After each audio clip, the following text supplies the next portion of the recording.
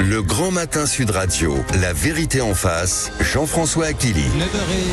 9h33, vous nous appelez 0826 300 300, tous ces sujets qui vous passionnent chaque matin sur l'antenne de Sud Radio, vous intervenez, vous faites bien de le faire comme ça avec votre franc-parler. Faut-il juger les mineurs plus sévèrement et faut-il supprimer l'excuse de minorité dans le droit français pour les mineurs auteurs d'infractions violentes, de crimes?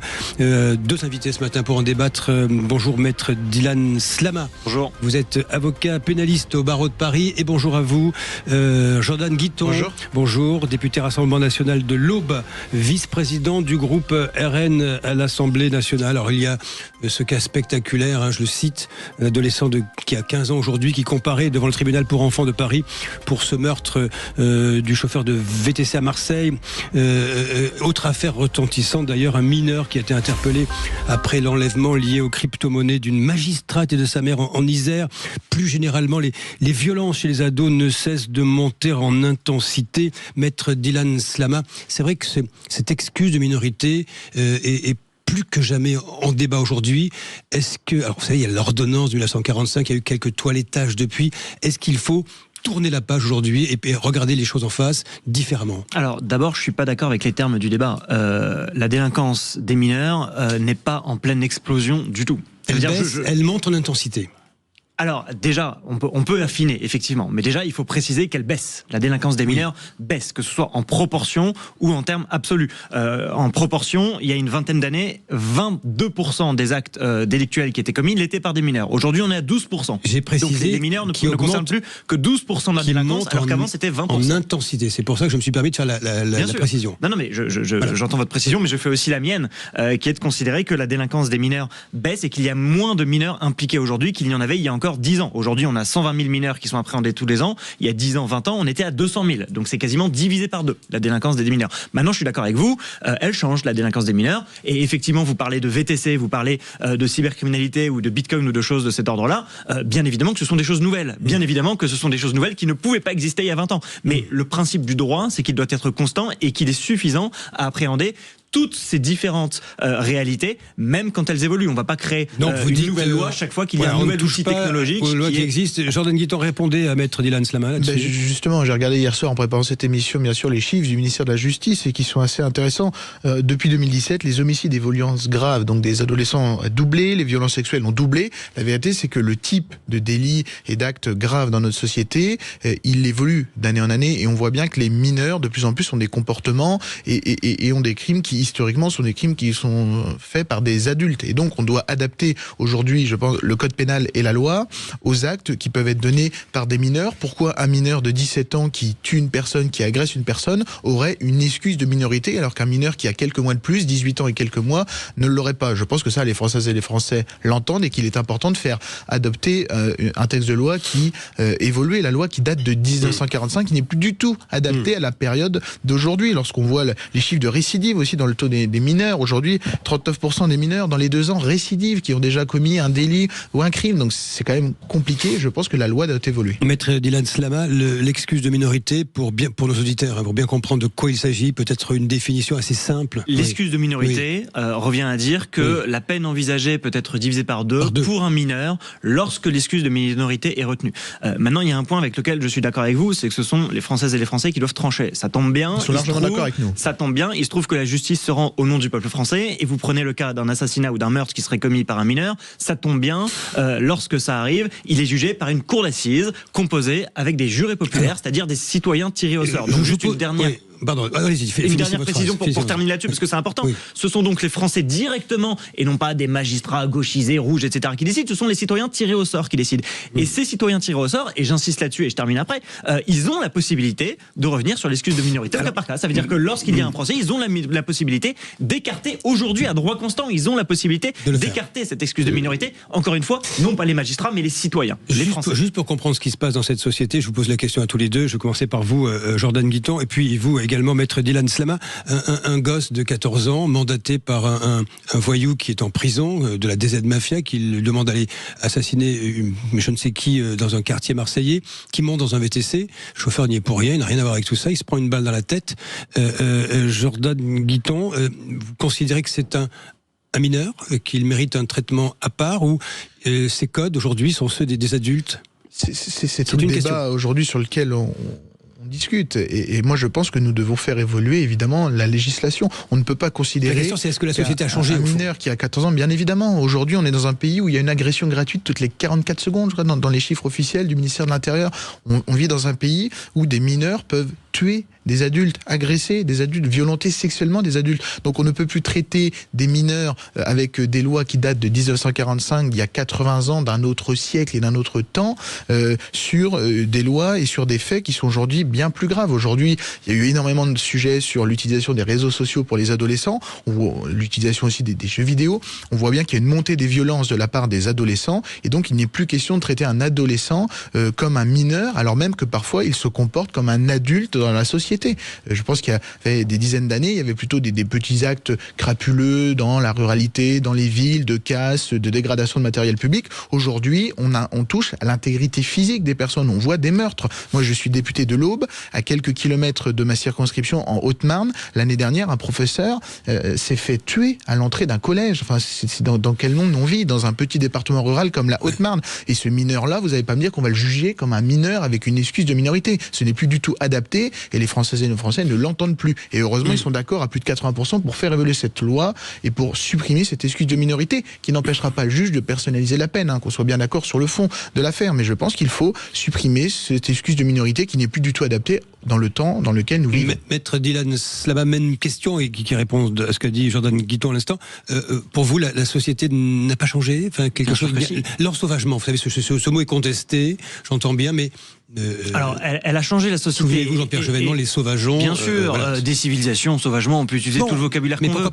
Mais en tout cas, oui, la société change parce qu'il y a des nouveaux outils. Vous parlez de la DZ Mafia, tout ça se passe en ligne, tout ça se passe avec de la crypto-messagerie, bien évidemment des choses qui n'existaient pas il y a 20 ans. Donc évidemment que la société, elle évolue. Maintenant, faire croire que parce qu'on change le droit, parce qu'on change la loi, ça irait remédier à ces problèmes, ça simplifierait les choses, ou bien ça serait totalement dissuasif, eh bien je pense que c'est faux. Je pense que le changement législatif, il est de l'ordre du gadget pour deux raisons. Il est de l'ordre du gadget d'abord parce que, vous l'avez dit, le juge aura toujours la possibilité de donner exactement la peine qu'il veut. Donc en vérité, ça ne change rien dans la mesure où la peine maximum est relativement peu donnée. Donc en vérité, le juge, même avec excuse de minorité, va rarement au bout de ce qu'il peut donner comme peine. Donc en vérité, ça ne change rien. Et deuxièmement, c'est de l'ordre du gadget parce qu'on sait très bien que dans ce changement de la société que vous avez décrit, et encore une fois auquel je souscris, je suis d'accord, la société évolue. Bon, on est déjà d'accord sur le constat. Donc voilà, on est d'accord sur une partie du constat, encore une fois.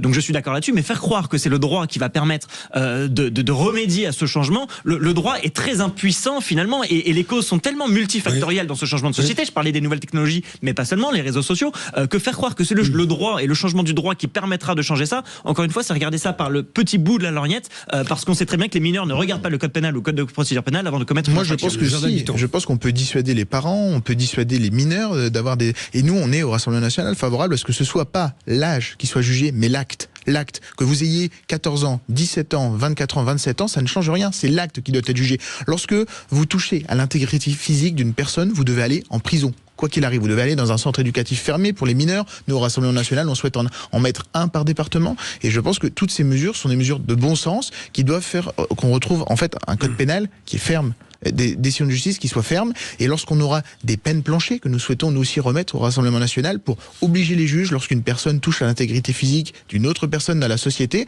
alors elle aura l'obligation d'au moins de l'enfermer, juste pour protéger les Françaises et les Français, car c'est le but, moi, en tant que parlementaire, c'est pour ça que je me suis engagé. Ouais, alors, Maître Dylan Slama, pour rebondir sur ce qui est dit à l'instant, je vous poserai la question, pardonnez-moi, mais un peu à l'envers, c'est quels sont les arguments? Alors, mis à part, ça ne changera rien, j'entends ce que vous dites, souvent on dit un fait divers, une loi, et puis rien qui change, nous sommes d'accord. Mais quels sont les arguments juridiques contre une suppression pure et simple? Mais l'argument juridique, le maintien de l'idée selon laquelle il vaut mieux aujourd'hui, concernant les mineurs, peut-être essayer par l'éducation, non pas par la sanction, de corriger la chose, mais vu la violence des faits incriminés, quels seraient les arguments contre la suppression? Vous voyez ce que je veux dire? Déjà, encore une fois, je suis désolé, mais vous avez raison de dire que les lois s'enchaînent. On en est, je crois, en 2 ans à 2 réformes de la justice des mineurs. Il y a eu la proposition et la réforme faite par Éric Dupond-Moretti, et il y a ensuite eu la proposition faite par Gabriel Attal. Je parle des 2 dernières années. Avec le Conseil constitutionnel qui est venu retoquer. Tout à fait. C'était pas une suppression pure et simple avec Gabriel Attal. On est d'accord. C'était un aménagement. On est d'accord. Mais encore une fois, je le redis, les magistrats ont la possibilité aujourd'hui, à droit constant, de revenir sur cette excuse de minorité. Vous avez dit, il faut juger l'acte et pas la personne. Alors ça va à l'encontre pour le coup d'un principe général du droit. Ça veut dire que lorsqu'on juge une personne, on juge l'acte, c'est vrai, on juge aussi la personnalité. C'est vrai pour les adultes, c'est vrai pour les mineurs. Juger pour la personnalité, ça ne veut pas dire de trouver des circonstances atténuantes forcément. Ça veut aussi dire que si jamais il y a un cas judiciaire, on juge pas les personnes. Il faut toujours juger la personnalité. Vous dites qu'il faut juger l'acte et pas la personne. On va répondre à ce que dit Maître Dylan Slama, c'est très intéressant. C'est vrai que les textes actuels, c'est le code de justice pénale des mineurs, ils permettent au fond de lever cette excuse de minorité dans certains cas. Et c'est déjà arrivé. C'est déjà arrivé. Mais la question, c'est est-ce qu'ils le font? Heureusement, nous, il faut le faire en principe. Il faut le faire en principe, en fait, dans la justice, de manière générale. Nous, on veut en faire un principe, de supprimer cette excuse de minorité. Gabriel Attal avait proposé le fait d'y déroger. Nous, on veut complètement le supprimer. Aujourd'hui, ce n'est plus quelque chose qui est adapté à notre temps. C'est plus du tout quelque chose qui est adapté à la délinquance des mineurs. Encore une fois, quand vous avez la clémence des magistrats ne partirait pas du texte, mais de l'appréciation, du jugement, c'est ça? Exactement. Et en fait, on veut faire évoluer tout ce corpus législatif. Mais excusez-moi, mais c'est un programme politique en entier sur l'évolution du code pénal, faire évoluer cette fermeté dans la justice. Lorsque vous aménagez, lorsque vous empêchez, par exemple, des aménagements de peine, lorsque vous touchez à l'intégrité physique des personnes, on veut sacraliser l'humain dans la société au Rassemblement national. C'est-à-dire que si vous agressez une personne physiquement, si vous lui mettez un coup de couteau, vous la tuez, vous avez une agression sexuelle, vous avez l'obligation demain d'être en prison, d'être enfermé pour protéger les Françaises et les Français. Ça nous semble être un principe de bon sens qui est soutenu par la population. Et moi, c'est mon rôle de parlementaire que de protéger mes compatriotes. Allez, je vous pose une question. Oui, je sens que vous avez envie de répondre, mais c'est la pause. Hein. D'accord. On y vient, vous inquiétez pas. On y vient. Il y a la question de cette suppression de l'exception de minorité. Est-ce qu'elle est conforme à la Constitution? Pourquoi, au fond, il faudrait une réforme constitutionnelle éventuellement, hein, si une prochaine majorité changeait ce texte? 9h45. Si vous nous appelez, vous appelez 0826 300 300. Ce débat est passionnant avec nos invités. On se retrouve dans un instant pour la suite de La Vérité en face. Le Grand Matin Sud Radio, La Vérité en face.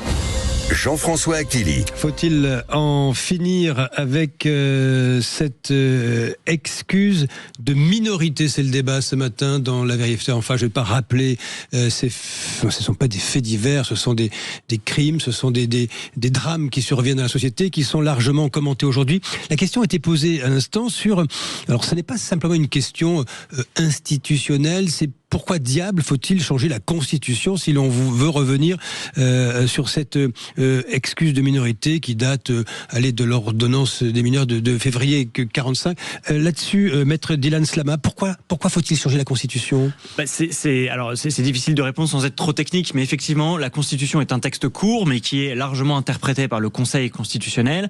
Et le Conseil constitutionnel, en se basant sur le texte, sur la Constitution, vient dire que tout un tas de principes s'en dégagent. Et donc l'un des principes qui se dégagerait selon le Conseil constitutionnel, donc selon des humains d'aujourd'hui en 2025, qui se dégagerait de cette Constitution, c'est que la justice des mineurs doit être fondamentalement différente de la justice des majeurs et que ça fait partie du principe d'individualisation de la peine. C'est dans le marbre de la Constitution française, c'est ainsi.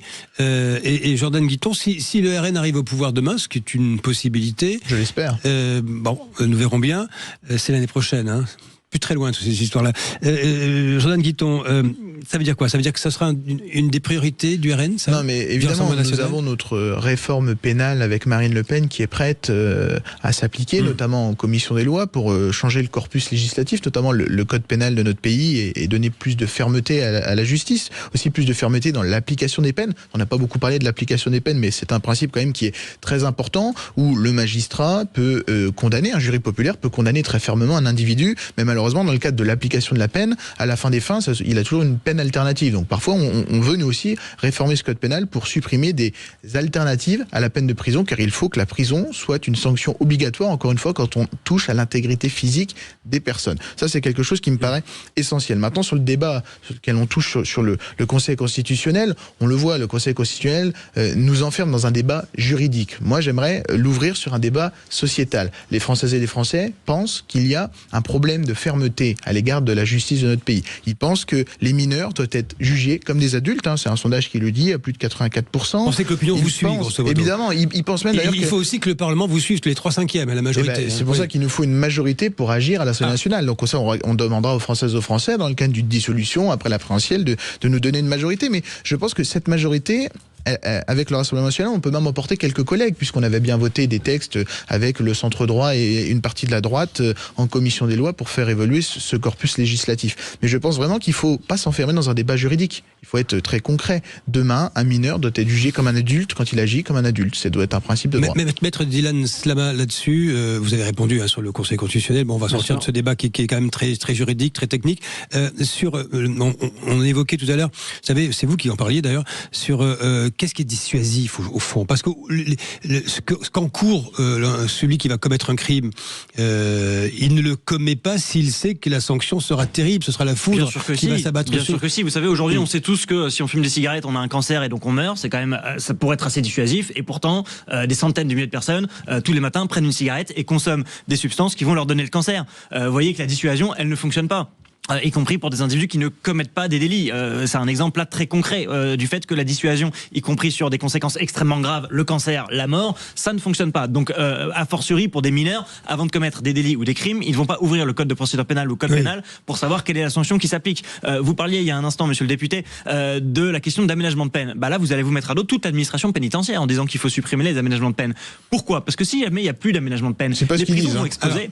Les prisons vont exploser parce que finalement, tout le monde n'aura plus aucune raison d'essayer de bien se comporter et de s'améliorer en prison, puisque de toute façon, ça sert à rien. De toute façon, ça sert à rien. Et donc les prisons qui sont déjà en très mauvais état, moi je parlais à l'entrée. Leur situation vont encore s'aggraver. Je parlais à l'entrée de la prison. Mais vous voyez, au Rassemblement national, en fait, on veut construire de nouvelles prisons parce qu'en fait, c'est un tout dans notre État. Si 15 ans de prison, c'est 15 ans de prison, ça veut dire que celui qui rentre en prison, il n'a rien à faire pendant 15 ans. Il sait qu'il sortira pas avant quoi qu'il arrive. Je parlais de l'entrée en prison. Aujourd'hui, vous avez énormément de personnes qui sont condamnées à moins de 5 ans de peine de prison qui ne les appliquent jamais, qui ne mettent jamais un pied en prison, qui ont énormément de peines alternatives. Et donc, sur ce principe, nous voulons redonner de la fermeté parce qu'il faut que les personnes soient jugées plus vite dans notre pays. Ça, je pense qu'on peut être tous les deux d'accord là-dessus. Et il faut évidemment que les peines de prison soient plus. Non, j'ai pas dit ça.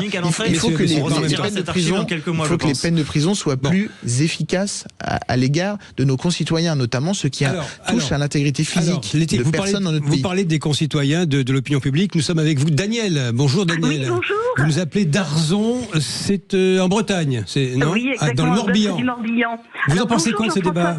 Bonjour Daniel. Et à vos invités, Maître Slama et Monsieur Guiton. Oui. Qui vous écoute? J'ai écouté, passionnant débat et vraiment félicitations parce que là, effectivement, les bonnes questions sont posées. Écoutez, moi, j'ai été conseillère pénitentiaire d'insertion et de probation. Je m'occupais des jeunes majeurs. Et c'est vrai que concernant les mineurs, je vous dirais très simplement que je partage l'analyse de Maître Slama, même si Monsieur Guiton, effectivement, donne également des points très importants. Je suis assez défavorable pour, en fait, annuler l'excuse de minorité. Je pense que ce qui pêche surtout, c'est bien expliquer la peine aux mineurs, à l'adolescent. Et c'est vrai que les actes dont on entend parler sont vraiment très horrifiants. Et en même temps, ce qui pêche, c'est tout l'accompagnement après. Vous voyez, ils sont condamnés à une peine. Et puis ensuite, ça fait pas synergie. C'est-à-dire que des équipes de prévention spécialisées sont pas assez renforcées.